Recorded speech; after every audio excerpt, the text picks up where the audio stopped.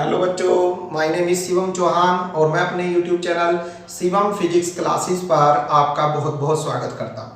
बच्चों, आज हम गॉस थ्योरम के सूत्र लिखवाने जा रहे हैं। पिछले चैप्टर में हमने गॉस थ्योरम की सहायता से कूलॉम के नियम को सिद्ध कराया था और वो चैप्टर खत्म हो गया था वहीं पर। ठीक है, अब इस पूरे चैप्टर में जो मैंने पढ़ाया है उसको रिवाइज करा रहा हूं मैं समरी की हेल्प से। ठीक है, तो ये समरी लर्न करेंगे तो आपके पूरा चैप्टर रिवाइज हो जाएगा एक प्रकार से। देखिए, पहले मैंने इस चैप्टर में पढ़ाया था घनकोण, इससे भी पहले पढ़ाया था क्षेत्रफल सदिश, लेकिन क्षेत्रफल सदिश तो इसका कोई सूत्र नहीं होता। क्षेत्रफल सदिश ये तो डायरेक्शन बताता है केवल क्षेत्रफल की कि ये पृष्ठ के लंबवत बाहर की ओर होता है। ठीक है, मेनली शुरुआत जो सूत्रों की होती है वो घनकोण से होती है। घनकोण क्या होता है? कोई भी गोलीय पृष्ठ जो होता है वो गोले के केंद्र पर जो कोण बनाता है उसे घनकोण कहते हैं। और घनकोण को किससे रिप्रेजेंट करते हैं बच्चों?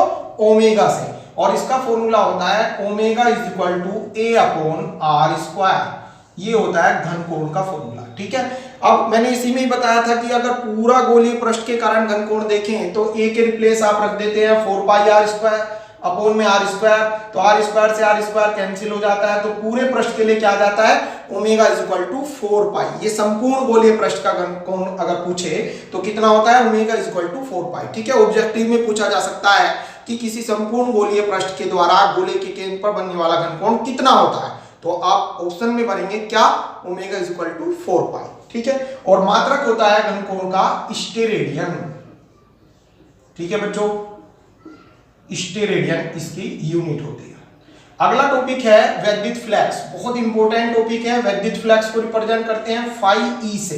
फाई ई क्या होता है? ध्यान से समझिएगा, मैंने पहले पढ़ा रखे हैं ये सब, बस केवल रिवाइज कर रहे हैं आप। विद्युत फ्लक्स क्या होता है? वैद्युत फ्लक्स होता है जैसे कोई वैद्युत क्षेत्र में काल्पनिक पृष्ठ है, उस काल्पनिक पृष्ठ से जितनी लाइन थ्रो हो रही है, जितनी लाइन गुजर रही है उस पृष्ठ से, उन लाइन की टोटल संख्या ही विद्युत फ्लक्स कहलाती है। ठीक है, विद्युत क्षेत्र में स्थित किसी काल्पनिक पृष्ठ से गुजरने वाली विद्युत बल रेखाओं की संख्या उस पृष्ठ का वैद्युत फ्लक्स कहलाती है। ठीक है, मैंने समझाया था आपको कि जैसे ये कोई एक काल्पनिक पृष्ठ है तो इससे जितनी बल रेखाएं गुजरेंगी उनकी टोटल संख्या ही विद्युत फ्लक्स कहलाती है। इसको रिप्रेजेंट करते हैं फाई ई से और इसका फॉर्मूला होता है phi E is equal to E vector dot A vector, या अगर डॉट प्रोडक्ट हटाते हैं तो फॉर्मूला बन जाता है ई ए कोस थीटा। ठीक है बेटा, तो आप कोई सा भी याद कर लो, ई ए कोस थीटा या phi is equal to E vector dot A vector. अब देखिए, इसके लिए दो कंडीशन बताई थी। एक कंडीशन होती है यदि जो पृष्ठ है काल्पनिक पृष्ठ वो वैद्युत बल रेखाओं के अभिलंबत है। यदि काल्पनिक पृष्ठ वैद्युत बल रेखाओं के अभिलंबत है, ऐसे देखिए, जैसे ये पृष्ठ है और विद्युत बल रेखाओं के अभिलंबत मींस इसकी इनके सामने अड़ रहा है, तो जितनी भी बल रेखाएं होंगी सारे इसके अंदर से होकर जाएंगी। ठीक है, समझ में आया? यदि काल्पनिक पृष्ठ वैद्युत बल रेखाओं के अभिलंबत है तो विद्युत बल रेखाएं पृष्ठ से होकर जाएंगी, सारी बल रेखाएं इसके अंदर से होकर जाएंगी, अर्थात विद्युत फ्लक्स अधिकतम होगा। तो एक बहुत मोस्ट इंपोर्टेंट क्वेश्चन बन जाता है कि वैद्युत क्षेत्र में काल्पनिक पृष्ठ से गुजरने वाला विद्युत फ्लक्स कब अधिकतम होगा? तो कब अधिकतम होगा? जबकि पृष्ठ वैद्युत बल रेखाओं के अभिलंबत है। ऐसा क्यों? क्योंकि अगर पृष्ठ अभिलंबत होगा तो जितनी भी बल रेखाएं हैं सारी इसी के अंदर से होकर जाएंगी। ठीक है, या ये कह दो ऐसी कंडीशन में थीटा की वैल्यू 0 डिग्री हो जाएगी। ऐसा क्यों हो जाएगी? देखिए, जैसे ये पृष्ठ है, बल रेखाएं इसके अंदर से ऐसे जा रही हैं, मींस ये बल रेखाएं इस टाइप से जा रही हैं, विद्युत क्षेत्र की दिशा है, और जो पृष्ठ है उसका भी क्षेत्रफल सदिश ऐसे ही होगा। मींस इनके बीच का जो एंगल है थीटा इज इक्वल टू हो गया 0 डिग्री। और जब 0 डिग्री हो गया और यहां पर रखेंगे आप phi E is equal to E A cos 0। Cos 0 की वैल्यू होती है 1, जो कि कोस में मैक्सिमम मान होता है। अर्थात आप समझे कि अगर वैद्युत बल रेखाएं पृष्ठ के अभिलंबत हैं, या ये कह दीजिए पृष्ठ जो है वैद्युत बल रेखाओं के अभिलंबत है, तो इस कंडीशन में वैद्युत फ्लक्स अधिकतम होता है। अर्थात स्थिति फर्स्ट अगर अभिलंबत का है, अभिलंबत स्थिति में वैद्युत फ्लक्स अधिकतम होगा, फाई ई जो है वो मैक्सिमम होगा, मैक्सिमम होगा। और कितना होगा? फाई बराबर ई ए होगा, ई ए। ऐसा क्यों? क्योंकि ई ए कोस 0 आ जाएगा और कोस 0 की वैल्यू होती है 1, तो phi is equal to E ए लेंगे। अगर कहे कि पृष्ठ जो है वैद्युत बल रेखाओं के समानांतर है। ऐसे है, देखिए ये पृष्ठ है और वैद्युत बल रेखाएं ऐसे जा रही हैं। तो अब देखिए वैद्युत बल रेखाएं सीधी चली गई, पृष्ठ अपना देख रहा है, बल रेखाएं जा रही हैं, तो एंगल इनके बीच में कुछ नहीं है, 0 डिग्री है।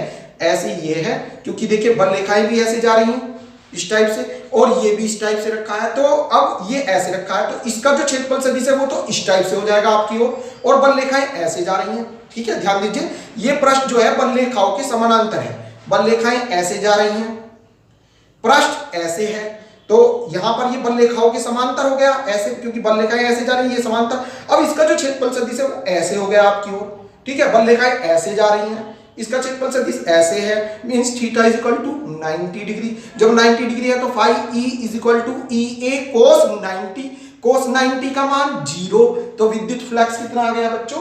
0। तो अगर कहे कि पृष्ठ जो है वैद्युत बल रेखाओं के समांतर है तो वैद्युत फ्लक्स कितना होगा? 0 होगा। तो ये बहुत मोस्ट इंपोर्टेंट बातें थी जो मैंने आपको लर्न कराई, इनको आप अच्छी प्रकार से समझ लें। यदि काल्पनिक पृष्ठ वैद्युत बल रेखाओं के अभिलंबवत है तो वैद्युत फ्लक्स अधिकतम होगा, कितना होगा? Phi E is equal to E A होगा। यदि काल्पनिक पृष्ठ वैद्युत बल रेखाओं के समांतर है तो वैद्युत फ्लक्स 0 होगा, अर्थात उस पृष्ठ से कोई भी बल रेखा नहीं गुजरेगी। क्लियर बेटा? वैद्युत फ्लक्स का मात्रक, मात्रक देख लिए, रटना कुछ नहीं है, सब सूत्रों से बनाना सीखिए। मात्रक आप यहां से बना लेंगे, phi E is equal to होता है ई ए, तो मात्रक हो जाएगा ई का क्या होता है बच्चों? वैद्युत क्षेत्र की तीव्रता का मात्रक होता है न्यूटन पर कूलम। ई का मात्रक क्या होता है? न्यूटन पर कूलम, और इनटू क्षेत्रफल का मात्रक होता है मीटर स्क्वायर। ठीक है, तो मात्रक क्या बन गया? न्यूटन मीटर स्क्वायर पर कूलम। ओके, ई वैद्युत क्षेत्र का मात्रक होता है न्यूटन पर कूलम। क्यों होता है ये भी समझिए। ई जो होता है, ई का फॉर्मूला चैप्टर 1 में पढ़ाया था, एफ अपॉन क्यू। एफ की यूनिट न्यूटन, क्यू की यूनिट कूलम, तो यूनिट बन गई इसकी न्यूटन पर कूलम। एरिया क्षेत्रफल की यूनिट होती है, क्षेत्रफल मींस लंबाई गुना चौड़ाई, मींस मीटर इनटू मीटर, अर्थात मीटर स्क्वायर, तो क्षेत्रफल की यूनिट होती है मीटर स्क्वायर। तो यूनिट हो गई, विद्युत फ्लक्स की यूनिट बन गई बच्चों न्यूटन मीटर स्क्वायर पर कूलम। याद कर लेना बेटे, ठीक है। और दूसरी यूनिट इससे बना सकते हो, एक ई का फॉर्मूला आएगा अगले चैप्टर में, E equal to V upon D भी होता है। ठीक है, V की वोल्ट विभव और D की मीटर, वोल्ट पर मीटर। ठीक है, तो E क्या यूनिट, एक तो न्यूटन पर कूलम होती है E की, और दूसरी यूनिट वोल्ट पर मीटर भी होती है। तो अगर इसकी हेल्प से बनाएंगे आप तो फिर फाई E की यूनिट बनेगी, E की क्या है बच्चों? वोल्ट पर मीटर, वोल्ट पर मीटर इनटू क्षेत्रफल की मीटर स्क्वायर। 1 मीटर से 1 मीटर कैंसिल, तो क्या बन गई? Volt meter. तो विद्युत फ्लक्स की दूसरी यूनिट ये भी होती है वोल्ट मीटर। ध्यान देंगे, ये बहुत इंपॉर्टेंट है, बोर्ड एग्जाम में कई बार पूछी जा चुकी है। विद्युत फ्लक्स का मात्रक है तो उसमें ऑप्शन दे देगा 4, और आपको लिखना है कौन सा मात्रक है? वोल्ट मीटर विद्युत फ्लक्स का मात्रक होता है। ये भी होता है न्यूटन मीटर स्क्वायर पर कूलम। ठीक है, बट बोर्ड एग्जाम वालों को ये अच्छा लगता है क्योंकि ये कई बार पूछा जा चुका है। ठीक है बेटा, इसके बाद विमा भी मैंने निकलवाई थी, विद्युत फ्लक्स की विमा आप इससे निकालिए। फाई ई इक्वल टू होता है ई ए, ई को आप लिख देते हैं एफ अपॉन क्यू, क्षेत्रफल को आप लिख देते हैं लंबाई गुना चौड़ाई, एल इंटू बी। तो देखिए बेटा बन जाती है, एफ की विमा हो जाती है एम एल टी माइनस 2, आवेश क्यू आवेश है, आवेश की विमा हो जाती है 80, और लंबाई इंटू चौड़ाई means L into L means L2। तो देखिए बेटा ये बन जाएगी आपकी ML2, L2 और L3 हो गई। ठीक है, ML2 और L3, T भी ऊपर चला जाएगा, T-3 और A-1, तो विमा हो जाएगी इसकी ML3 T-3 A-1। ये विद्युत फ्लक्स की विमा हो गई। ठीक है बच्चों, तो ये विद्युत फ्लक्स को मैंने शॉर्ट में रिवाइज करा दिया आपको। विद्युत फ्लक्स विद्युत क्षेत्र में स्थित किसी काल्पनिक पृष्ठ से गुजरने वाली विद्युत बल रेखाओं की संख्या विद्युत फ्लक्स कहलाती है। इसे फाई ई से प्रदर्शित करते हैं। इसका फॉर्मूला होता है phi E is equal to E A cos theta. ध्यान दें, यदि काल्पनिक पृष्ठ विद्युत बल रेखाओं के अभिलंबवत है तो विद्युत फ्लक्स अधिकतम होगा। दूसरी कंडीशन, यदि काल्पनिक पृष्ठ विद्युत बल रेखाओं के समांतर है तो विद्युत फ्लक्स 0 होगा। विद्युत फ्लक्स का मात्रक न्यूटन मीटर स्क्वायर पर कूलम या वोल्ट मीटर। विमा ml3t-3a-1। ठीक है बच्चों, तो ये बहुत इंपॉर्टेंट टॉपिक था इस चैप्टर का। इसके बाद आता है गॉस प्रमेय, जो चैप्टर का नाम है। गॉस प्रमेय क्या होती है? गॉस प्रमेय भी विद्युत फ्लक्स को ही निकालती है, लेकिन गॉसियन पृष्ठ के विद्युत फ्लक्स को बताती है। अब गॉसियन पृष्ठ क्या होता है? गॉसियन पृष्ठ होता है कोई भी बंद पृष्ठ जो आवेश को परिबद्ध करता है, मींस आवेश को बांधता है, उसे बोलते हैं गॉसियन पृष्ठ। गॉस प्रमेय कहती है किसी भी गॉसियन पृष्ठ से, ये गॉसियन पृष्ठ है जो आवेश को परिबद्ध कर रहा है, ये आवेश है क्यों, स्मॉल क्यू, और इसको क्या कर रहा है? परिबद्ध कर रहा है, तो ये है बच्चों गॉसियन पृष्ठ। गॉस प्रमेय कहती है कि किसी गॉसियन पृष्ठ से गुजरने वाला विद्युत फ्लक्स मींस फाई ई, किसी गॉसियन पृष्ठ से गुजरने वाला विद्युत फ्लक्स इसके परिबद्ध आवेश, आवेश मींस क्यू का 1/ε0 गुना होता है। ठीक है, phi E is equal to Q गुना 1/ε0। क्लियर?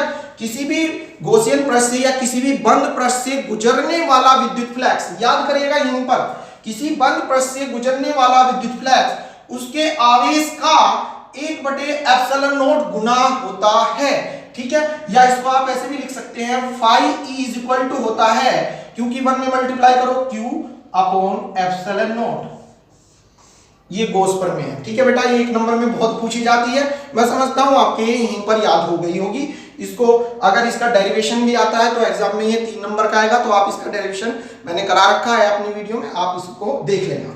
इसके पश्चात गॉस प्रमेय के अनुप्रयोग कराए थे। पहला अनुप्रयोग था अनंत लंबाई के एक समान सीधे तार के निकट वैद्युत क्षेत्र की तीव्रता। कोई तार लिया था हमने, ये एक आवेशित तार है, अनंत लंबाई का आवेशित तार, इसके निकट वैद्युत क्षेत्र निकलवाया था, तो उसका फॉर्मूला होता है बच्चों E is equal to λ/2πε0 into R.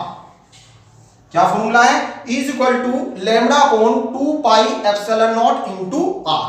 ये होता है अनंत लंबाई के तार के निकट वैद्युत क्षेत्र। ठीक है, आपको याद आएगा, देखिए ये एक तार था, इसके निकट हमने r दूरी पर बिंदु P माना था, फिर P से गुजरते हुए एक बेलनाकार गॉसियन पृष्ठ बनाया था, ऐसे बेलनाकार पृष्ठ बनाया था ये, और इसके निकट वैद्युत क्षेत्र निकलवाया था, तो उसका फॉर्मूला आया था E is equal to λ/2πε0 into R. यहां पर लैम्बडा जो है उसको बोलते हैं आवेश का रेखीय घनत्व, और r जो है वह दूरी है जहां पर हम वैद्युत क्षेत्र की तीव्रता निकाल रहे हैं। ठीक है बेटा, तो ये अनंत लंबे तार के निकट वैद्युत क्षेत्र की तीव्रता है।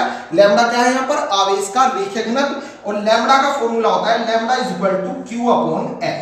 ये ध्यान रखना, lambda is equal to Q/L, क्योंकि जो इसके न्यूमेरिकल्स आएंगे पहले उनमें आवेश का रेखीय घनत्व निकालना होगा, lambda is equal to Q/L से, फिर इसमें फॉर्मूले में रखेंगे तो अनंत लंबे तार के निकट वैद्युत क्षेत्र की तीव्रता आ जाएगी। ठीक है बेटे, इससे अगला टॉपिक था समतल आवेशित अचालक चादर के निकट वैद्युत क्षेत्र।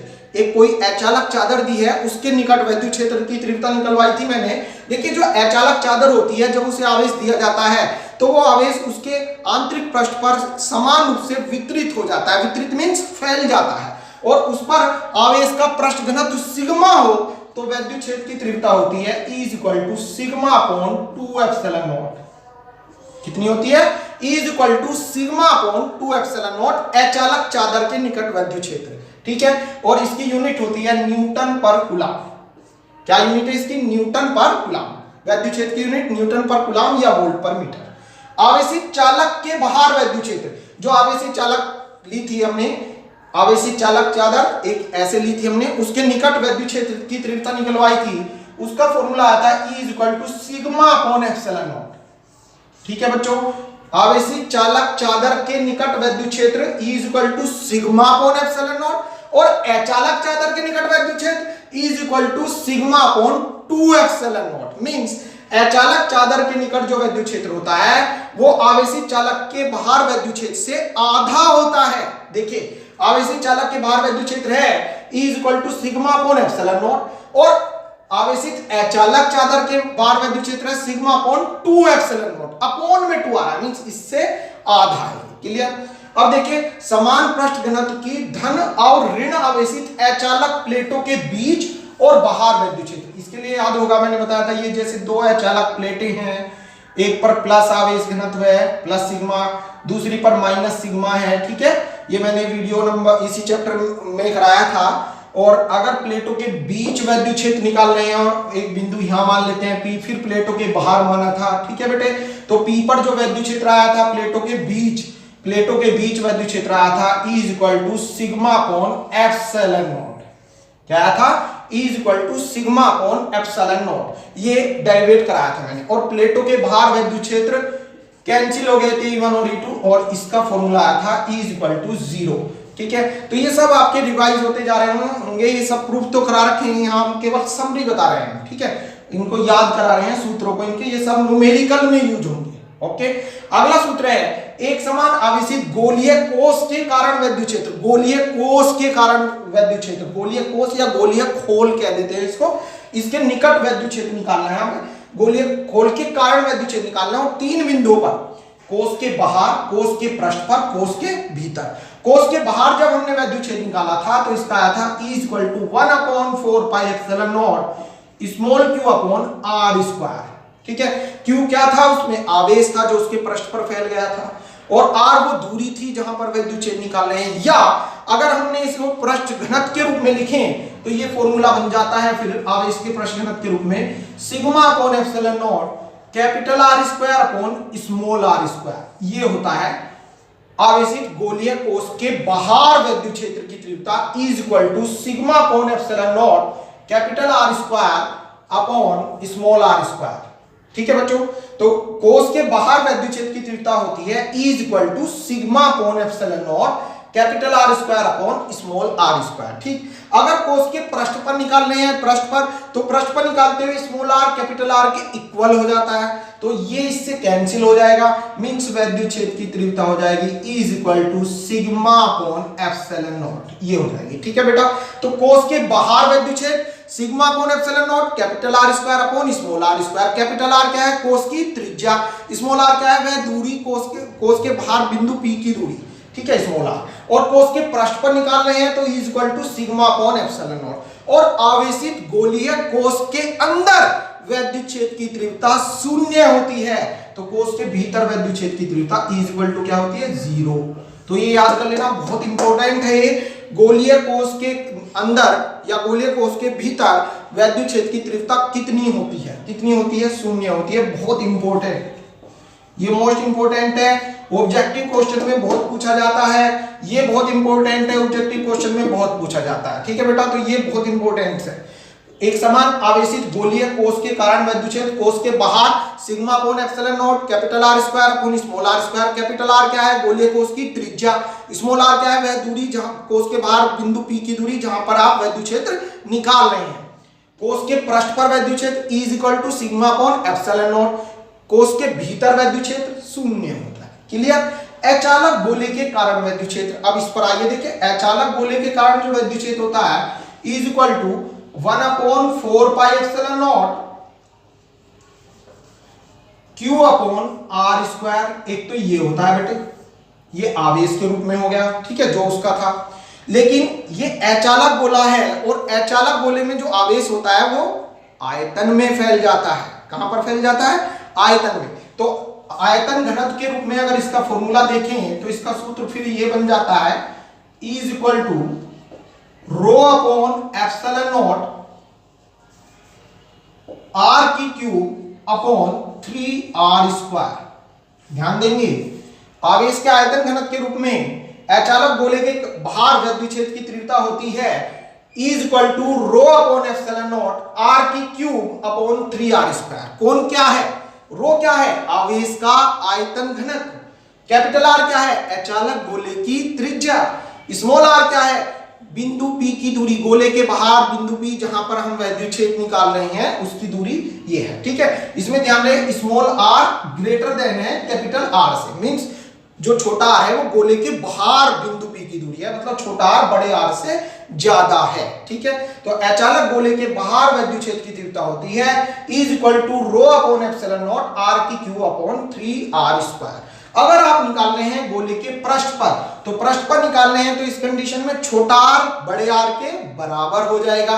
तो जब छोटा r बड़े R के बराबर हो जाएगा तो यहाँ पर बड़ा R स्क्वायर हो जाएगा और बड़े R स्क्वायर से 2 घात कट जाएंगे, तो मींस वैद्युत क्षेत्र हो जाएगा E इज इक्वल टू कितना आ जाएगा बेटा, रो अपॉन एप्सिलॉन नॉट, यहां पर 2 घात से 2 कट जाएंगे, 1 बचेगी R/3, ये आ जाएगा, ये आ जाएगा।